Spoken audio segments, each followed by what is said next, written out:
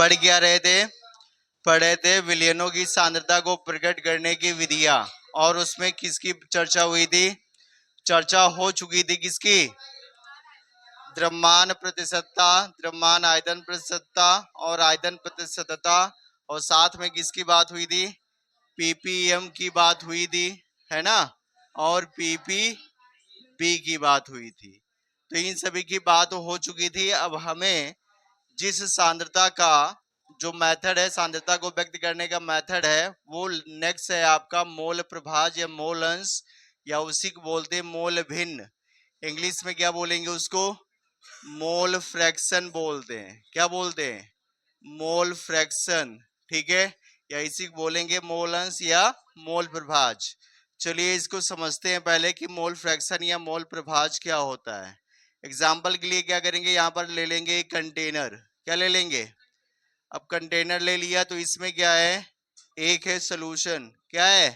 Solution. अब आपको पता है कि सोल्यूशन के दो कंपोनेंट होते हैं। फर्स्ट है आपका सॉल्यूट है और सेकंड क्या है आपका? सॉल्वेंट है। तो सॉल्यूट को हम इंडिकेट करेंगे बी से और सॉल्वेंट को इंडिकेट करेंगे ए से।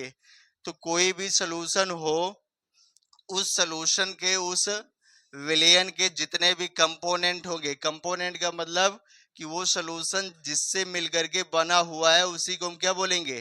कंपोनेंट बोलेंगे या अवयव बोलेंगे। तो यहाँ सोल्यूशन विलयन और विलायक से मिलकर के बना हुआ है। तो किसी भी विलयन के सभी कंपोनेंट का मोल अंश या मोल फ्रैक्शन निकाला जाता है। जैसे अगर हम यहाँ पर ए का निकालें। अच्छा, एक बात और ध्यान देंगे, जो मोल फ्रैक्शन होता है इसको किससे?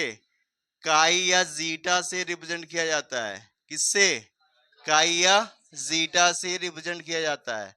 तो जैसे हमें एक कंपोनेंट का मीन सॉल्वेंट का आपको क्या करना है?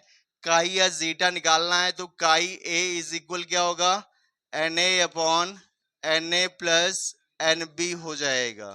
ठीक है, ये होता है मोल फ्रैक्शन का फार्मूला। किसका होता है? मोल फ्रैक्शन का फार्मूला होता है। क्या बना फार्मूला? मीन्स किसी विलयन के एक कंपोनेंट का मोल फ्रैक्शन बराबर होगा किसके?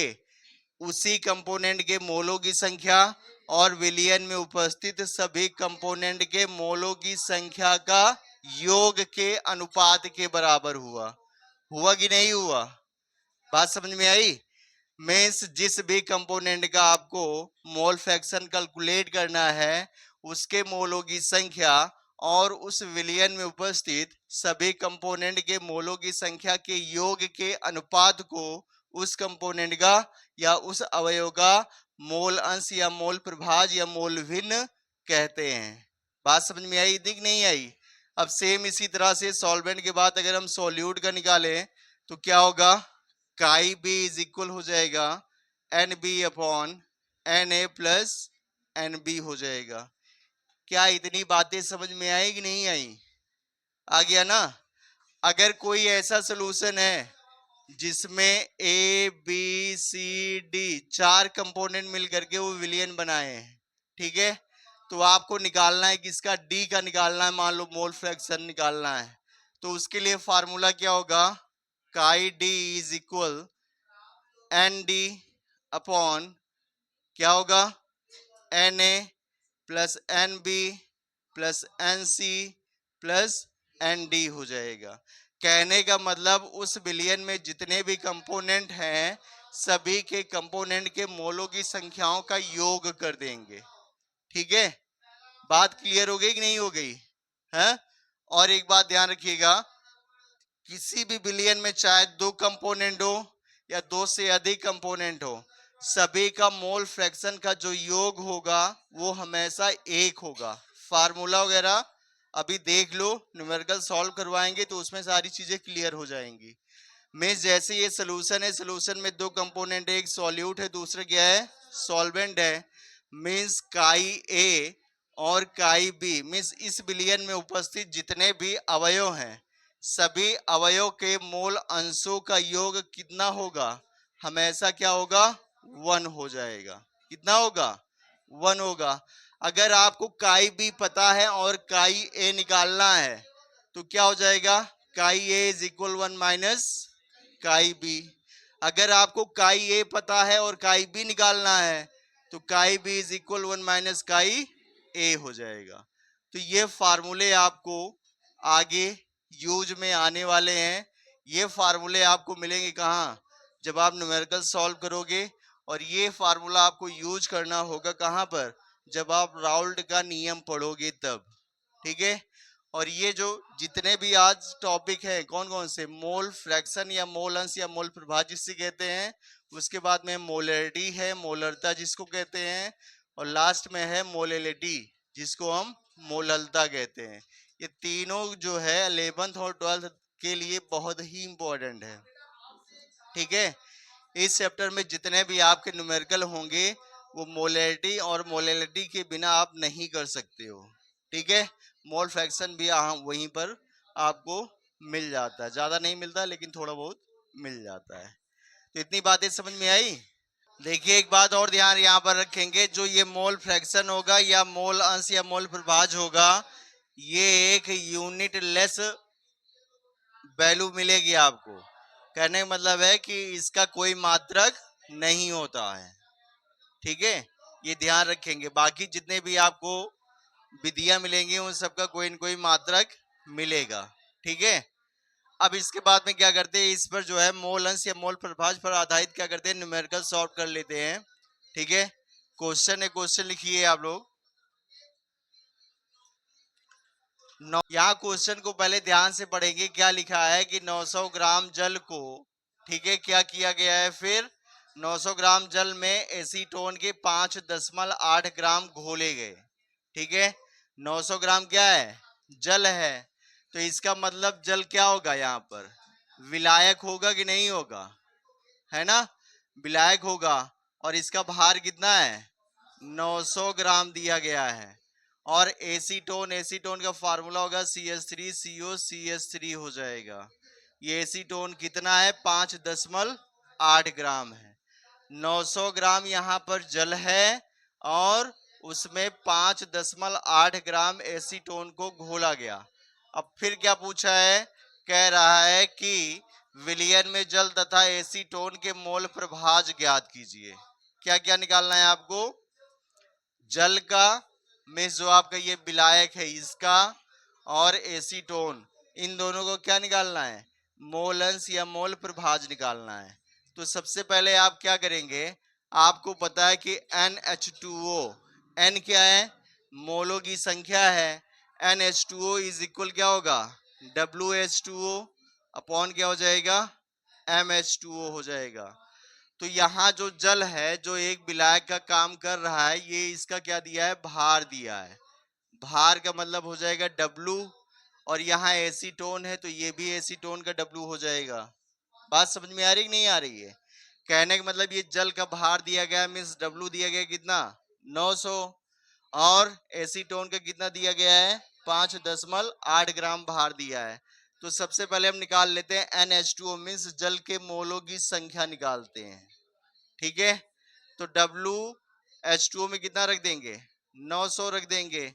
MH2O निकालेंगे तो यहाँ पर है क्या, जल है। अब जल का जो भार होता, अणुभार होगा वो क्या कितना होगा, 18 होता है। दो हाइड्रोजन है तो दो हो जाएगा, ऑक्सीजन का 16, 16 दो 18 हो जाएगा। अब इसको डिवाइड करेंगे, 18 पंचे 90 हो जाएगा, है ना। फिर उसके बाद में 90 हो गया, कैंसिल, जीरो, यहाँ जीरो बढ़ाए, ये आ जाएगा आपका 50 मोल आ जाएगा। कितना आ जाएगा, 50 मोल। अब यहाँ पर NH2O की वैल्यू मिली है, कितना, 50 मोल आया। ठीक है। अब इसके बाद में हम क्या करेंगे, N एसीटोन निकालेंगे। क्या निकालेंगे, N एसीटोन। तो N एसीटोन को AC लिख देते हैं। ठीक है। फार्मूला क्या होगा, WAC अपॉन क्या होगा, MAC हो जाएगा। तो WAC कितना दिया है, 5.8। अब इसका MAC मतलब कि एसीटोन का अणुभार निकालना है। तो एसीटोन का अणुभार कितना होगा, एक कार्बन ये, दूसरा कार्बन ये, कार्बन का कितना हो जाएगा 12, 3 कार्बन है ना, तो कितना हो जाएगा 36 हो गया। अब एक ऑक्सीजन कितना होगा 16, और 6 हाइड्रोजन हो गया, है ना। तो कितना हो जाएगा 8 ये हो गया, 3 1 4 1 5, कितना हो जाएगा 58 हो जाएगा। मैं इस 58 से इसको भाग देंगे, जब भाग देंगे तो आ जाएगा 0.1 मोल आ जाएगा। ठीक है, अब दोनों के मोलों की संख्या मिल गई यहाँ पर। बोलो भवानी, है एम क्या है? एम है अणुभार। ठीक है, जो भी यौगिक होगा उसका अणुभार होता है। ठीक है, लिख लो गई। अब देखिए, हमें काई H2O निकालना है, तो काई H2O इज इक्वल क्या होगा?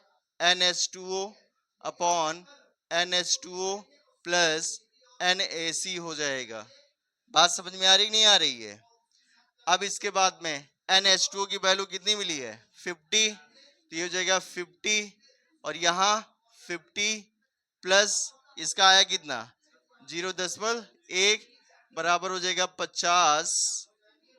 50 बटा कितना हो जाएगा? 50.1। अब इसको आप भाग दे दीजिए। ठीक है, भाग देंगे कितना आएगा?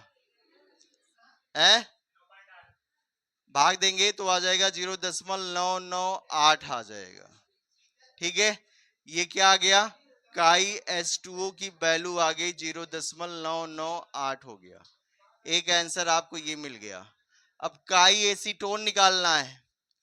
काई AC इज इक्वल क्या होगा? NaC upon NaC plus NH2O हो जाएगा।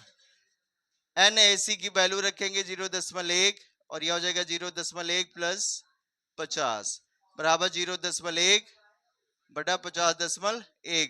पॉइंट से पॉइंट कैंसिल, 1/501 हो गया। अब इसको भाग देंगे कितना आएगा? भाग देंगे आ जाएगा 0.002 आ जाएगा। कितना आ जाएगा? 0.002 आ जाएगा।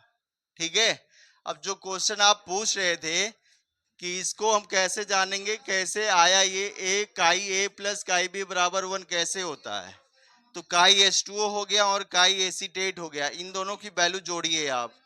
जब इसको आप जोड़ेंगे क्या मिलेगा? काई H2O प्लस काई AC बराबर कितना होता है? 1, और काई H2O कितना आया? 0.998 प्लस काई AC कितना आया है? 0.002 बराबर किसके होगा? और इसको जोड़ोगे तो 1 बराबर 1 आया कि नहीं आया? है ना? बातें समझ में आ गई? नोट कर लीजिए इसको। मोल फ्रैक्शन का एक जो है न्यूमेरिकल हो गया, न्यूमेरिकल की अलग से हम वीडियो बना करके अपलोड कर देंगे। ठीक है, उसको देख लीजिएगा आप लोग। ठीक, कम से कम एक टॉपिक अगर हम टच कर रहे हैं तो उसमें 1-2 न्यूमेरिकल हो जाए उतना बहुत है। न्यूमेरिकल के लिए लाइव क्लास या अदर जो है आपके लिए हम प्रोवाइड करवा देंगे। ठीक है, अगला जो आपका टॉपिक है वो है मोलरता। क्या है? मोलरता, या इसी को हम बोलते हैं मोलैरिटी। क्या बोलते हैं? मोलैरिटी बोलते हैं। इसको इंडिकेट करते हैं कैपिटल M से। किससे इंडिकेट करते हैं? तो सबसे पहले हम क्या करेंगे, मोलरता को समझ लेते हैं कि होता क्या है। समझने के लिए क्या करेंगे, एक छोटा सा कंटेनर लेंगे और इस कंटेनर में हम यहाँ पर डाल देंगे, क्या डाल देते हैं? सॉल्वेंट। क्या डाल देते हैं? अब सॉल्वेंट का जो वॉल्यूम होता है, आयतन होता है, वो हम कर देते हैं 1 लीटर कर देते हैं। ठीक है, कितना कर देते हैं? 1 लीटर कर देते हैं आदर्श। तो 1 लीटर कर दिए। 1 लीटर को अगर और लिखना चाहे इसकी छोटी यूनिट में तो ये क्या हो जाएगा? 1000 ml हो जाएगा, या 1000 मिलीलीटर हो जाएगा। ठीक है, तो ये क्या है? सॉल्वेंट है, मीन्स विलायक है। अब इसमें हम क्या डालें? कोई न कोई हम यहाँ पर ऐड कर देते हैं सॉल्यूट। क्या ऐड कर दे? सॉल्यूट ऐड कर दे। और सॉल्यूट ये जो है ये किस फॉर्म में हो? ये हो नंबर ऑफ मोल्स के रूप में। किसके रूप में? नंबर ऑफ मोल के रूप में हो, या मोलों की संख्या के रूप में हो। ठीक है, तो इसको डिफाइन करना होगा तो कैसे करेंगे? 1 लीटर या 1000 मिलीलीटर आयतन वाले विलियन में। अब चूंकि यहाँ पे सॉल्वेंट था, अब इसमें आपने क्या ऐड कर दिया? सोल्यूशन। तो ये क्या बन जाएगा? सॉरी, एक सॉल्वेंट था उसमें आपने क्या डाल दिया? सॉल्यूट डाल दिया, विलिय डाल दिया। तो जब सॉल्वेंट में सॉल्यूट चला जाएगा तो क्या बन जाएगा? सोल्यूशन बन जाएगा, विलियन बन जाएगा। तो 1 लीटर या 1000 मिलीलीटर आयतन वाले विलयन में उपस्थित विलिय के मोलों की संख्या उसकी मोलरता कहलाती है। बात समझ में आई कि नहीं आई? मीन्स विलियन का आयतन कितना होना चाहिए? 1 लीटर या 1000 मिलीलीटर। कैसे डिफाइन करेंगे? 1 लीटर या 1000 मिलीलीटर आयतन वाले विलयन में उपस्थित या घुले हुए, चाहे उपस्थित बोलो या घुले हुए, विलिय के मोलों की संख्या विलयन की मोलरता कहलाती है। फिर से एक बार, 1000 या 1 लीटर आयतन वाले विलयन में उपस्थित विलिय की मोलों की संख्या विलयन की मोलरता कहलाती है। और मोलरता को किससे इंडिकेट करते हैं? कैपिटल एम से। अब यहां फार्मूला क्या बनेगा? मीन्स हो जाएगा मोलरता इज इक्वल विलिय के मोलों की संख्या, विलिय के मोलों की संख्या हो जाएगा। ठीक है, अपॉन क्या होगा? विलियन का आयतन। किसका आयतन? विलियन का आयतन किस में होगा? लीटर में होगा। ठीक है, विलियन का आयतन किस में होगा? लीटर में।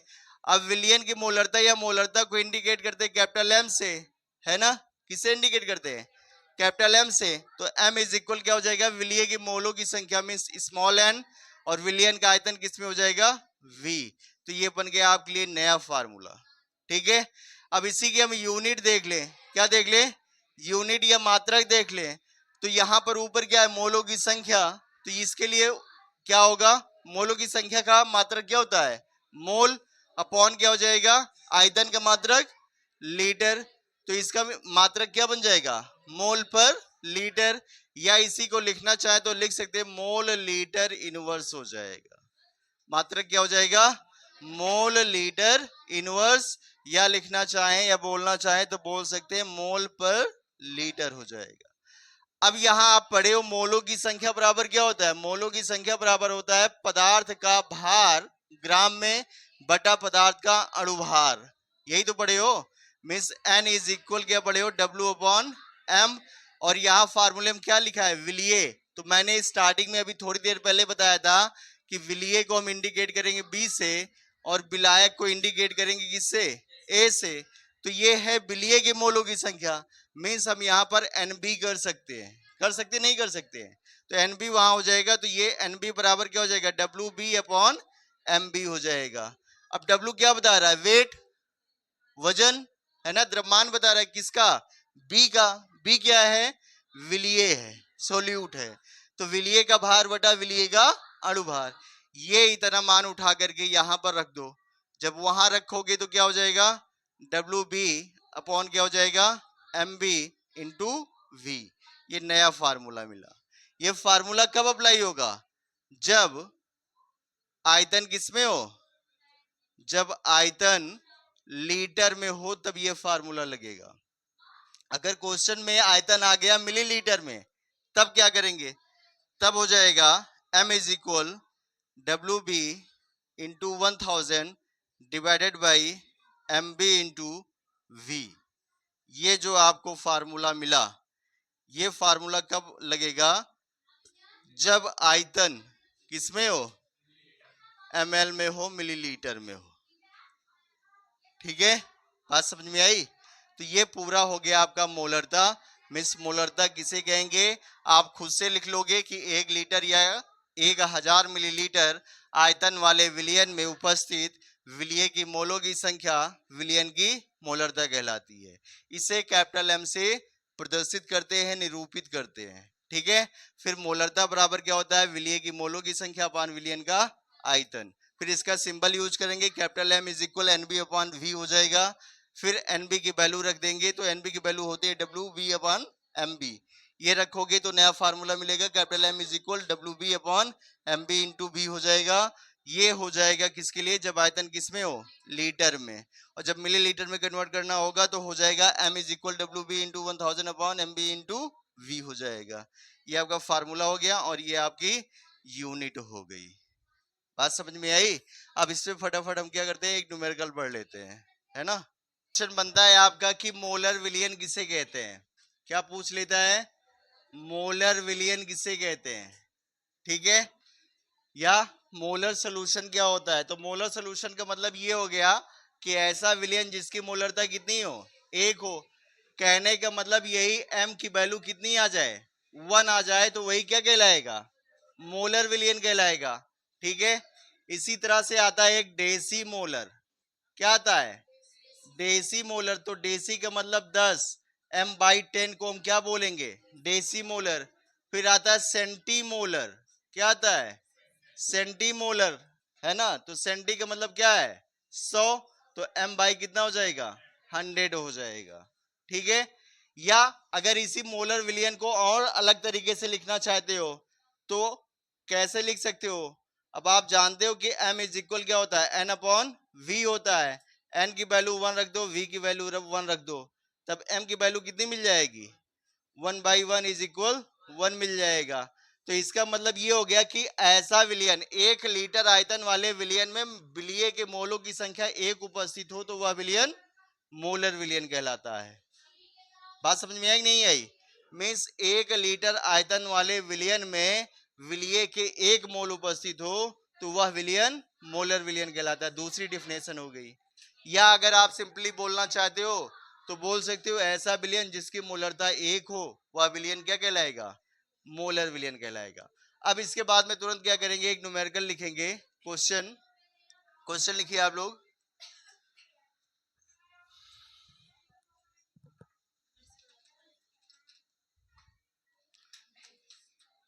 20.6 ग्राम क्या दिया है, पदार्थ का भार मीन्स डब्ल्यू बी बराबर कितना दिया है, 20.6 ग्राम दिया है। पदार्थ कौन सा है, NaBr है। तो इसका अणुभार निकालना होगा तो क्या लिखेंगे, MNaBr। अब सोडियम का कितना होता है 23, ब्रोमीन का कितना होता है 80, इन दोनों करेंगे कितना हो जाएगा 103।